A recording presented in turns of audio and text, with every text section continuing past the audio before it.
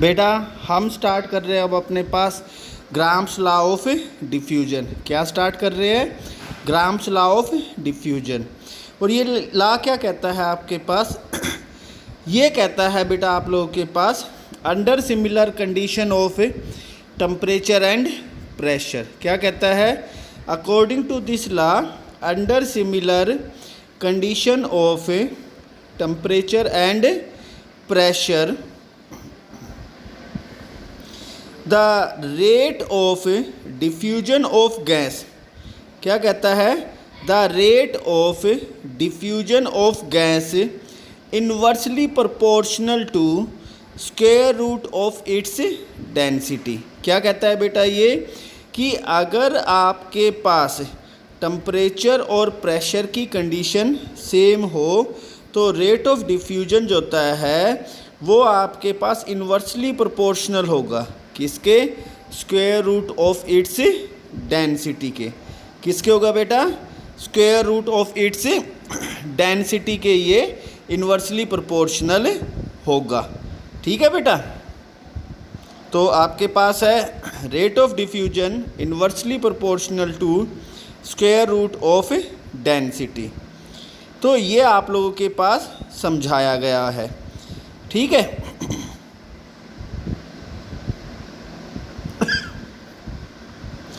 आपके पास ये और बात बताई जाती है जो डेंसिटी है वो डायरेक्टली प्रोपोर्शनल है मॉलिक्यूलर मास के। तो जो रेट ऑफ डिफ्यूजन है वो inversely proportional to square root of its density और वो inversely proportional to its molecular mass. वो किसके बराबर होती है बेटा? Inversely proportional to its molecular mass. मगर यहाँ पर एक बात है, रेट क्या है बेटा? रेट होता है अमाउंट ऑफ सब्सटेंस डिफ्यूज, मतलब कितना सब्सटेंस डिफ्यूज हुआ है अपॉन में टाइम टेकन, अपॉन में टाइम टेकन। तो कहता है rate is equal to volume of substance diffuse upon में टी। तो वी जो आपके पास आता है rate of diffusion R is equal to V upon T और वो होता है equal to inversely proportional to density और वो इक्वल टू होता है inversely proportional to molecular mass. ये आपके पास फंक्शनल फॉर्मूला है। ये क्या है? फंक्शनल फॉर्मूला है जिसके ऊपर आपके क्वेश्चंस सोल्व होंगे। इसके ऊपर आपके क्वेश्चंस बेटा सोल्व किए जाएंगे। समझ में आई ये वाली बात? तो आपके पास क्या बताया? रेट ऑफ डिफ्यूजन है बेटा वो इन्वर्सली प्रोपोर्शनल है स्क्वायर रूट अपनी डेंसिटी के, वो आपके पास इन्वर्सली प्रोपोर्शनल है स्क्वायर रूट अपने मॉलिक्यूलर मास के। ठीक है। ये केस आप लोगों के पास समझाया गया था। अब हम लोग इसके आगे डिफ्यूज जो होता है सोल्व करते हैं और वो केस निकल के आएगा बेटा आपके पास एक टर्म और वो क्या दे रखा है? डिफ्यूजन। क्या दे रखा है बेटा? डिफ्यूजन। अब ये डिफ्यूजन क्या होता है? डिफ्यूजन होता है जब आपके पास जो सोल्यूट पार्टिकल्स होते हैं वो हाई कंसंट्रेशन से लो कंसंट्रेशन की तरफ मूव करते हैं। वो क्या करते हैं बेटा? जब हाई कंसंट्रेशन से लो कंसंट्रेशन की तरफ सोल्यूट पार्टिकल्स मूव करते हैं इसे हम कहते हैं डिफ्यूजन। आप मानिए जैसे हम लोगों ने सेंट है किसी एक कॉर्नर के ऊपर स्प्रेड किया तो हमें जो उसकी फ्रेगनेंस है उसकी जो खुशबू है वो कुछ समय के बाद पूरे कमरे में जो होता है समझ आएगी, स्मेल आएगी, उसकी फ्रेगनेंस आएगी। यही है डिफ्यूजन। तो आपके पास डिफ्यूजन क्या है? Movement of solute particles from higher concentration to lower concentration. ये है बेटा आप लोगों के पास डिफ्यूजन। क्या दे रखा है? डिफ्यूजन। और डिफ्यूजन में कौन मूव करता है? Solute particles. कौन मूव करता है? Solute particles. आपकी स्क्रीन पर इफ्यूजन है बेटा। इफ्यूजन क्या होता है बेटा? इफ्यूजन होता है जब सोल्यूट पार्टिकल्स मूव करते हैं हाई प्रेशर से लो प्रेशर की तरफ। कब मूव करते हैं बेटा? हाई प्रेशर से लो प्रेशर की तरफ मूव करते हैं तो इसे क्या कहते हैं? इफ्यूजन। इसे क्या कहते हैं? इफ्यूजन। तो movement of particles from higher concentration to lower concentration is known as effusion. It cause cooling. बेटा यहाँ इससे ठंड महसूस होती है। आप कभी किसी शादी वगैरह में गए होंगे, वहाँ पे आप देखते हो जो हलवाई होता है वो क्या करता है? सिलेंडर को एक पानी से भरे हुए टब में रखता है। वो पानी से भरे हुए टब में इसलिए रखता है क्योंकि जो गैस है सिलेंडर के अंदर वो हाई प्रेशर पर है। जैसे ही वो हलवाई उसको हाई अमाउंट में यूज करता है तो वो सिलेंडर ठंडा होता हुआ जाता है। वो क्या होता जाता है बेटा? ठंडा होता हुआ जाता है। और उस कंडीशन को देखते हुए वो क्या रखता है? उस सिलेंडर को पानी के अंदर रखता है। वो जितना ठंडा होगा वो अपनी जो है कूलिंग है वो किसको दे देगा? वाटर को।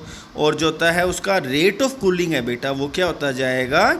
कम होता जाएगा। ठीक है, क्योंकि जो उसकी कूलिंग है वो यूनिफॉर्मली डिस्ट्रीब्यूट हो जाती है। वो क्या हो जाती है बेटा? यूनिफॉर्मली डिस्ट्रीब्यूट हो जाती है। तो ये फ्यूजन का केस तुम्हें बेटा वहाँ पर सीखने को मिलता है। अब बेटा हम लोग डिस्कस कर रहे हैं न्यूमेरिकल सेक्शन। फर्स्ट न्यूमेरिकल आपकी स्क्रीन पर है। ये क्या कहता है कि कोई एक unknown gas 4 time faster diffuse होती है ऑक्सीजन से। आपने उस अननोन गैस का क्या निकालना है? मॉलिक्यूलर मास। तो बेटा हम लोगों के पास पता चलता है जो रेट ऑफ डिफ्यूजन है अननोन गैस का वो R, rate of diffusion oxygen का बेटा आर। तो जो अननोन गैस का डिफ्यूजन है बेटा उस आर से 4 गुना हो जाएगा। तो रेट ऑफ अननोन गैस का डिफ्यूजन 4 टाइम्स होता है रेट ऑफ डिफ्यूजन किससे? ऑक्सीजन से। अब बेटा मुझे मोलिकुलर मास एक्स गैस का पता नहीं है, मगर मोलिकुलर मास ऑक्सीजन का कितना होता है? 32। तो rate of diffusion of X upon में rate of diffusion of oxygen वो क्या होता है? Inversely proportional to square root molecular mass oxygen का मोलिकुलर मास एक्स का। आप लिखते हैं 4r अपॉन में r, वो इक्वल हो जाएगा स्क्वायर रूट ऑफ 32 अपॉन में m। r से r कैंसिल, आपके पास बच गया है बेटा 4/1। ठीक है, आप क्या कर लेते हैं बेटा? या तो यहाँ पर जो होता है आपके पास दे रखा है स्क्वायर करते हैं, 4 की square 16 upon is equal to 32 upon में m। m की वैल्यू आ जाएगी 32 अपॉन में 16 और 2 एटॉमिक मास यूनिट। ये हमारा आंसर होता है। आपकी स्क्रीन के ऊपर बेटा नेक्स्ट क्वेश्चन चल रहा है। ये क्या कहता है? जो रिलेटिव डेंसिटी है कार्बन डाइऑक्साइड और ऑक्सीजन की वो 22 और 16 है। इफ़ 25 सेंटीमीटर की क्यूब CO2 बेटा डिफ्यूज होती है 75 सेकंड में, तो ऑक्सीजन की जो कितनी वॉल्यूम डिफ्यूज होगी? 96 सेकंड में, अगर कंडीशन सिमिलर है। तो बेटा हम लोगों के पास क्या है? डेंसिटी दे रखी है CO2 की, डेंसिटी दे रखी है ऑक्सीजन की। कितनी दे रखी है? एक की 22, एक की 16। ठीक है बेटा, मोलिकुलर मास CO2 का 44 और आपके पास, क्योंकि ज़रा हमें मोलिकुलर मास की ज़रूरत है ही नहीं, यहाँ पे रेट ऑफ डिफ्यूजन की बात चल रही है बेटा। जो रेट ऑफ डिफ्यूजन होता है उसके लिए हमें वॉल्यूम दे रखी है एक की, जो होता है 25 सेंटीमीटर की क्यूब, टाइम है 75 सेकंड। जबकि दूसरी तरफ ऑक्सीजन डिफ्यूज होती है वो हमें निकालनी है, मगर कितने टाइम में? 96 सेकंड में।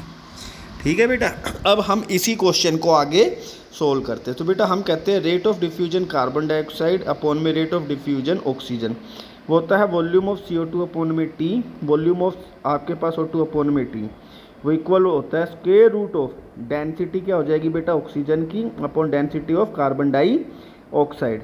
बेटा आप CO2 के लिए लिख लेते हैं कितना? 25 अपॉन में 75 इनटू में ऑक्सीजन की निकालनी है, टाइम आपके पास 96 है, इज इक्वल टू बेटा आपके पास जो होता है O2 के लिए दे रखा है 16 और उसके लिए 22। बेटा आप लोगों के पास इसको सोल्व करते हैं तो हमारे पास जो सॉल्यूशन निकल के आता है अब वो हम लोग करते हैं। आप लोग के पास क्या आ जाता है बेटा?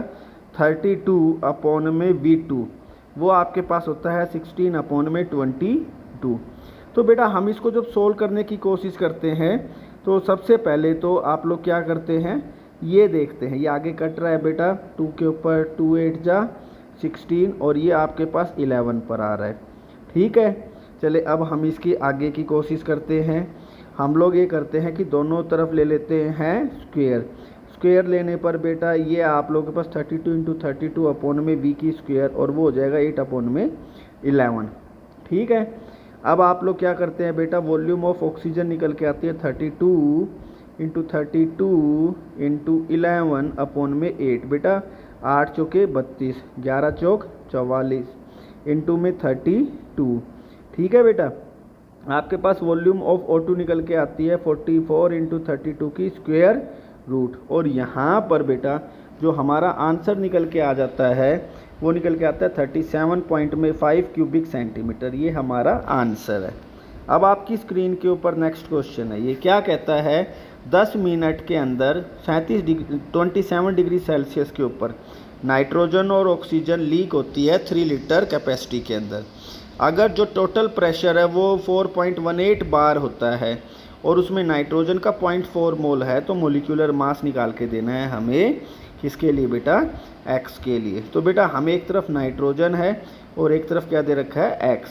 बेटा आप लोगों के पास टाइम दे रखा है जो होता है यहाँ पर 10 मिनट। 10 मिनट के अंदर टेम्परेचर दे रखा है 300 केल्विन। आप लोगों के पास बेटा जो वॉल्यूम दे रखी है वो 3 लीटर है, ठीक है। और जो टोटल प्रेशर दे रखा है आपके पास 4.18 बार। ये टर्म है हमारे पास जो हम लोगों को हेल्प करेगी सॉल्यूशन को सोल्व करने में। बेटा आप लोगों के पास जो नाइट्रोजन है उसके मोल है 0.4 मोल। हम लोग क्या करते हैं, अब X2 के मोल्स निकालते हैं।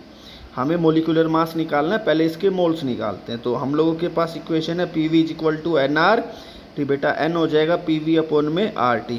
प्रेशर कितना है 4.18 बार, ठीक है। वॉल्यूम है 3, R की वैल्यू 0.083 बेटा, और इनटू में टेम्परेचर दे रखा है 300। आप लोग बेटा इसको सोल्व करते हो। अब आप लोग देखते हो कि बेटा जो 2 जीरो हैं वो उसको सोल्व कर देती हैं और हमारे पास वैल्यू आती है N की वैल्यू 0.504 मोल। तो बेटा मेरे पास नाइट्रोजन के 0.4 है, तो एक्स गैस के नंबर ऑफ मोल्स कितने आ जाएंगे बेटा, आपके पास है 401 मोल, मतलब 0.104 मोल आ जाते हैं किसके, X2 के। अब आप लोग यहाँ से क्या निकालने की कोशिश करते हैं, इसका मोलिकुलर मास। तो अब हम लोग इसको बेटा सोल्व करते हैं फर्दर। आप लोग के पास क्या आ जाता है बेटा, जो रेट ऑफ डिफ्यूजन नाइट्रोजन का है अपॉन में जो रेट ऑफ डिफ्यूजन आएगा आपके पास X2 गैस का, वो आपके पास इन्वर्सली प्रोपोर्शनल है स्क्वायर रूट। ठीक है, हम लोग क्या कहते हैं भाई, rate of diffusion 0.4 mole diffuse होता है 10 मिनट में, ठीक है। और X2 के लिए बेटा कितने मोल हमारे पास है 0.104 अपॉन में 10 जो ऊपर चला जाएगा। मोलिकुलर मास है X2 के, जबकि नाइट्रोजन का 28, 10 से 10 कट गया 0.4 अपॉन में आपके पास आ जाता है 0.104। आपके पास यहाँ पर square root molecular mass X2 upon में 28। बेटा आपके पास जो निकल के आ जाती है, आप स्क्वायर रूट जो दोनों तरफ स्केल लेते हो 4 × 4 अपॉन में 0.104 और = mx2 अपॉन में 28। बेटा आप यहाँ पर निकालते हो mx2 0.4, यहाँ 4 × 4 28 अपॉन में 1.04। आप बेटा इसको जब सोल्व करते हो तो आपके पास जो वैल्यू निकल के आती है 414.4 ग्राम पर मोल। ये हमारा आंसर होता है, ठीक है। तो ये आप लोगों के पास बेटा वैल्यू दे रखी थी। आप लोगों ने जो था इसको कैसे सोल्व किया है वो आपके पास है। आप लोगों ने निकाला था बेटा सबसे पहले तो टोटल मोल, और उसके बाद आप लोगों ने वहाँ से निकाला था मोलिकुलर मास। आपकी स्क्रीन के ऊपर नेक्स्ट क्वेश्चन है, कहता है 4:1 का एक मिक्सचर है हीलियम और मीथेन का, 20 बार के ऊपर है, गैस लीक होती है तो कंपोजिशन बताएं इफ्यूजन से पहले। बेटा रेशियो 4:1 हीलियम है बेटा, तो हीलियम के लिए हम लोग मोल फ्रैक्शन निकालते हैं 4/5, मीथेन के लिए निकालते हैं 1/5, 0.8 और 0.2। हमारे पास क्या आ गया, मोल फ्रैक्शन। टोटल प्रेशर की वैल्यू कितनी दे रखी है बेटा आप लोगों के पास 20 बार। तो आप निकाल लेते हैं बेटा यहाँ पर पार्शियल प्रेशर हीलियम का। क्या निकालते हैं, पार्शियल प्रेशर हीलियम का, और वो होता है मोल फ्रैक्शन इंटू में टोटल प्रेशर 0.8 इंटू में 20, और होता है आपके पास 0.2 इंटू में 20। और मेरे पास जो वैल्यू आती है वो आ जाती है बेटा 16। कितनी आ जाती है 16, और जो होता है आप मीथेन के लिए 4। ठीक है बेटा, ये आपके पास प्रेशर आ जाता है, पार्शियल प्रेशर। अब आपके पास पार्शियल प्रेशर आ गया। देखिए दोनों तरफ प्रेशर की वैल्यू अलग है, तो हम लोग कहते हैं जो रेट ऑफ डिफ्यूजन है हीलियम अपॉन में रेट ऑफ डिफ्यूजन है मीथेन का, बेटा यहाँ प्रेशर का इफेक्ट दिया जाएगा। तो प्रेशर जो दोनों तरफ अलग होने की वजह से प्रेशर ऑफ हीलियम अपॉन में प्रेशर ऑफ मीथेन इनटू में मोलिकुलर मास हो जाएगा बेटा मीथेन का, अपॉन में मोलिकुलर मास हो जाएगा आपके पास हीलियम का। ठीक है बेटा, अब आप लोग यहाँ पे वैल्यू रखते हैं। एक जगह क्या दे रखा है आप लोगों के पास 16। ठीक है बेटा, हम लोग करते हैं यहाँ पे 16 अपॉन में 4, और वो हो जाएगा मीथेन का मोलिकुलर मास कितना होता है 16, हीलियम का होता है 4।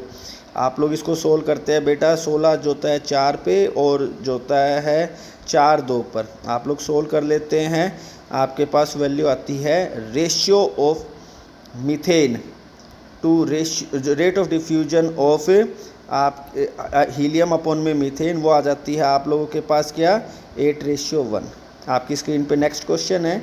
ये क्या कहता है कि एक स्ट्रेट ट्यूब है 200 सेंटीमीटर की, ठीक है। इसमें 2 इनलेट है एक्स और वाई, एक्स से HCl और वाई से आपके पास मीथेन आती है। तो इसने पूछा है कि पी पॉइंट की दूरी बतानी है एक्स से जब आपको डिफ्यूजन अपीयर, जब आपको वाइट फ्यूम अपीयर होगा। तो बेटा हमारे पास क्या निकल के आता है, एक ट्यूब निकल के आती है 200 सेंटीमीटर की, ठीक है। हम लोग बताते हैं बेटा ये पॉइंट एक्स है, ये पॉइंट वाई है। एक्स से क्या आ रहा है बेटा आप लोगों के पास HCl, और वाई से क्या आ रहा है बेटा आपके पास अमोनिया। देखिए जब HCl जो होता है अमोनिया के साथ रिएक्शन करता है तो आपके पास अमोनियम क्लोराइड बनता है। क्या बनता है, अमोनियम क्लोराइड। ये वाइट फ्यूम दिखाता है, क्या दिखाता है, वाइट फ्यूम दिखा देता है बेटा। अब आपको ये पता है कि जो अमोनिया का मोलिक्यूलर मास है बेटा वो कितना है आप लोगों के पास 17।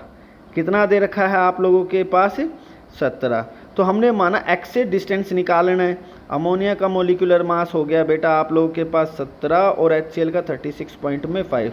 अमोनिया हल्की है तो इसका मतलब ये फास्टर मूव करेगी बेटा। 100 जो होता है वो मिडल पॉइंट है, मगर अमोनिया मिडल पॉइंट से आगे निकल जाएगी, ठीक है। हमने माना वो P पॉइंट पर पहुंचती है जहां वो HCl से मिलती है, और इसकी जो दूरी है वो कितनी मान ली आप लोगों ने बेटा D। कितनी मान लेते हो बेटा आप लोग D। तो हम कहते हैं जो X पॉइंट से P पॉइंट की दूरी है वो D, तो P से और Y पॉइंट तक की जो दूरी होती है वो 200 माइनस में D। क्या होती है 200 माइनस में D। तो बेटा आप लोग के पास यहाँ पे हम लोग क्या करते हैं, कंसीडर करते हैं, क्या करते हैं, जो होता है distance of P from X। X से दूरी कितनी है D। तो इसी तरह से distance of P from Y, Y से दूरी कितनी हो जाएगी बेटा 200 माइनस में D। कितनी हो जाएगी 200 माइनस में D। तो अब आप लोगों के पास यहाँ पे देखिए जो X से और P की दूरी है वो D, तो Y से दूरी कितनी हो जाएगी बेटा, टोटल लेंथ में से D को सब्ट्रैक्ट कर देंगे हम लोग, तो 200 माइनस में D। तो बेटा रेट ऑफ डिफ्यूजन जो होता है आपके पास HCl, rate of diffusion ammonia, वो किसके बराबर हो जाता है बेटा, रेट ऑफ डिफ्यूजन जो होता है कितना डिस्टेंस ट्रैवल हुआ है, D ट्रैवल हुआ है T टाइम पे, और यहाँ 200 माइनस D ट्रैवल हुआ है T टाइम पे, और वो आपके पास इन्वर्सली प्रोपोर्शनल है। मोलिकुलर मास एक जगह 17 एक जगह 36.5। बेटा आपसे T से T कैंसिल, D अपॉन में 200 माइनस में D 17 अपॉन में 36.5 है, ठीक है। अब हम लोग बेटा इस वैल्यू को सोल्व करते हैं। तो मेरे पास बेटा 17 अपॉन में 36.5 की जो वैल्यू निकल के आती है वो आती है 0.682। कितनी निकल के आ जाती है 0.682। 17 अपॉन में 36.5 की स्क्वायर रूट का जो आपके पास वैल्यू आती है 0.6824। तो D की वैल्यू क्या हो जाएगी 200 माइनस में D 0.6824। और जो बेटा हमारे पास D की वैल्यू निकल के आती है वो आती है 81.12 सेंटीमीटर। आप इसको सोल्व करें। Thank you.